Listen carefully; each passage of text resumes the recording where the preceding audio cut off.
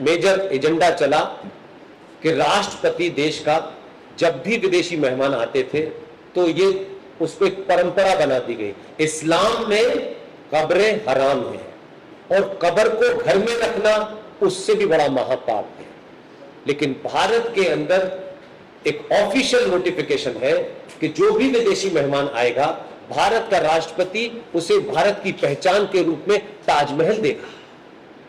ये जो बीमारी हिंदुओं को होती है ताजमहल घर में रखना, कभी कब्र को घर में रखा जाता है? उसमें अगर ये बताया जाए कि वो कब्र है तो क्यों रखना है घर में? तो वो ताजमहल ही दिया जा रहा था। मैं इन्हीं बातों पे उस आदमी के साथ खड़ा, बाकी के बारे में मुझे नहीं पता। दो ही है। दूसरा वाला जो सुबह चू चू कर रहा था, दूसरे दिन पता चला क्या हुआ, उनका अंत्येष्टि हो गई थोड़ी देर पहले। राजा को ऐसे ही होना चाहिए। राजा घर नहीं चला रहा है, राष्ट्र के खिलाफ कोई भी हो, कितना भी ताकतवर हो, उसे नींद की गोली देनी ही चाहिए अगर वो मान नहीं रहा है।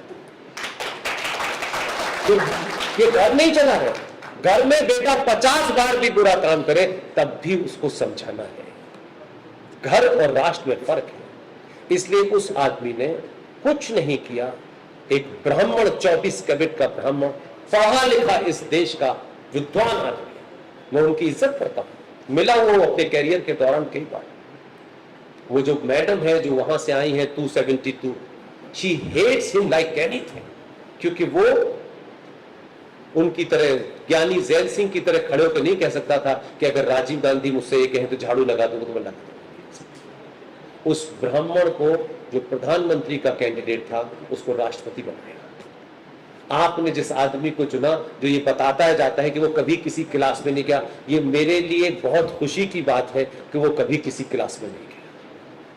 वो क्लास में नहीं गया इसीलिए ज्यादा घोड़ा भाग में नहीं रहा, सीधी काम गया। राष्ट्रपति के दोनों हाथों से पैर छुए। राष्ट्रपति इस बात से दुखी थे कि 272 ने मुझे यहां बैठा दिया है, बनना मुझे प्रधानमंत्री था। एक प्रधानमंत्री ने जब उसके पैर छुए तो उनकी आत्मा को शांति हुई कि कम से कम देश का प्रधानमंत्री पैर छू रहा है। ये पैर छूने की परंपरा नहीं थी। पैर छूते ही उसका पहला प्रश्न था कि मान्यवर, देश में विदेशी मेहमान जब आते हैं तो हम उन्हें भारत की पहचान के रूप में क्या देते हैं? उन्होंने आओ देखा ना ताओ दया, पहले से ही फूके हुए थे। उनका ताजमहल देते हैं। एक होमवर्क करना चाहिए, सीखना चाहिए।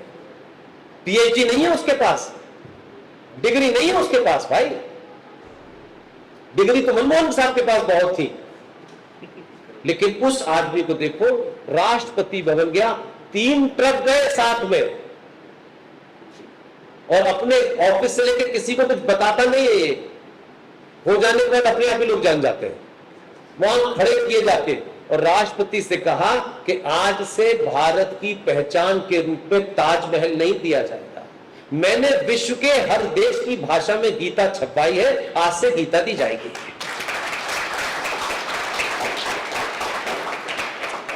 गीता दी जा रही है। हम गीता को कहते हैं घर में मत रखो, महाभारत हो जाएगा। विदेशी ऐसा पागलपन की बातें नहीं करते, विदेशी उसे पढ़ लेते हैं। सबने पढ़ लिया। एक मुछैटा हो गया हमारा पाकिस्तान के साथ में। हमारा एक साथी, हमारा एक फौजी अभिनंदन उधर फंस गया, गिर गया बेचारा। पाकिस्तानी तो वैसे भी उनकी अकल टकलों में होती, क्योंकि वो खाते बड़े का है, छोटे का तो खाते नहीं। तो उसको पकड़ लिया और मालूम है क्या कहा उन्होंने? अरे हमने से पकड़ लिया, अब इस आदमी के ऊपर कश्मीर में नेगोशिएशन करेंगे। एक फौजी को पकड़ लिया कि वो उधर चला गया और उसे पकड़ के कह रहे हैं हम कश्मीर पे नेगोशिएशन करेंगे। ये बात पाकिस्तान में जाइएगा, पीटीवी खोलिएगा, अभिनंदन का नाम डालिएगा, आपको पार्लियामेंट की प्रोसीडिंग मिल जाएगी। आप ना लाइव देखते हैं ना रेडियो देखते हैं, दिक्कत तो ये है। और जैसे ही ये हंगामा हुआ, किसी ने कुछ नहीं